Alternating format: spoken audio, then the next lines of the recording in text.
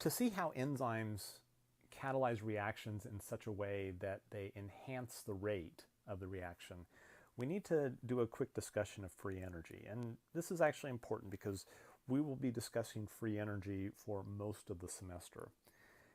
Free energy expresses delta G, or Gibbs free energy. And delta G tells us how far a reaction is from equilibrium, because reactions are always trying to go to equilibrium.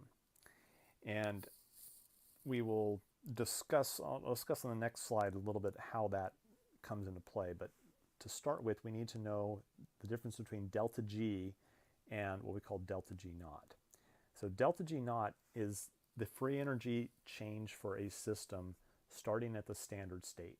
So that would be starting with everything at 1 molar, which generally we don't have inside a cell. We pretty much, the only thing that is present at a concentration that's anywhere close to 1 molar is water.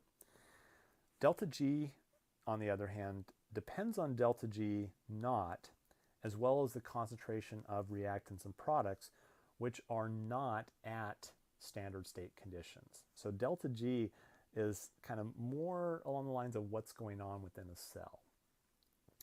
If we consider a reaction where we've got A plus B going to C plus D, we can express delta G as delta G naught, so that's our standard state delta G, plus RT, where R is 8.314 joules per mole Kelvin. T is our temperature in Kelvin. Temperature usually is going to be 310 Kelvin, which is 37 degrees, which just happens to be body temperature for us.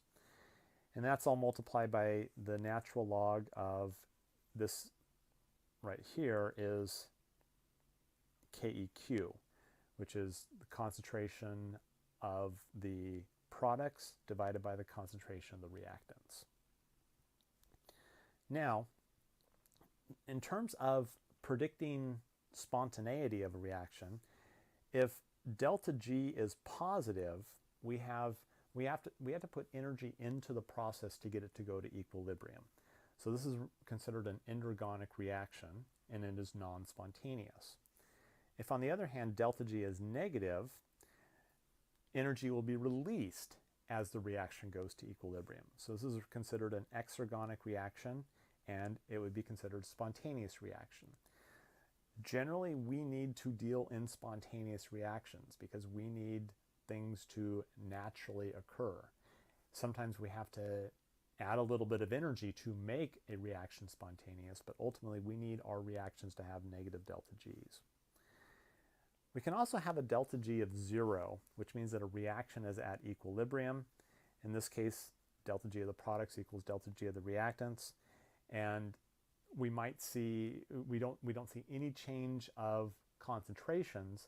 That doesn't mean that no reaction's taking place. If we have, A going back and forth to B at equilibrium, it means that for every molecule of A that goes over to B, a molecule of B has to go back to A. And that's basically what is going on at equilibrium. Now, delta G in biological systems is a little bit different than the standard state because most biological systems operate on a pH that's closer to neutral, pH around 7. So as a result, the biological standard state has to take into account that the concentration of hydrogen ions is about 1 times 10 to the negative 7th molar most of the time. For example, in our cells, it's a little bit different than that. It's actually pH 7.4. But we have to essentially take that into, we have to account for the pH of 7 versus standard state pH would say that H plus equals 1 molar. That's pH 0. There's not a whole lot of biochemistry that goes, or effective biochemistry that goes on at pH 0. So as a result, to take into account the fact that we have to run our reactions at pH 7, this gives rise to the delta G naught prime. So this is the free energy biochemical standard state. From this, we also get delta G prime, which indicates the delta G, non-standard conditions, but biochemical standard state, so pH of 7. And the importance of this cannot be overstated. We cannot use standard conditions because, once again, if we had 1 molar hydrogen ion concentration, our enzymes would basically be completely hydrolyzed to amino acids because the high hydrogen ion concentration would destroy the peptide bonds. In terms of how free energy and equilibrium are related, we saw earlier that delta G, and I'm going to rewrite this, delta G equals delta G naught plus RT ln KEQ. At equilibrium, delta G is 0. So what happens is we say 0 equals delta G naught plus RT ln KEQ. And if we want to isolate delta G, we got to subtract the RT ln KEQ. So we end up with delta G naught equals negative RT ln KEQ.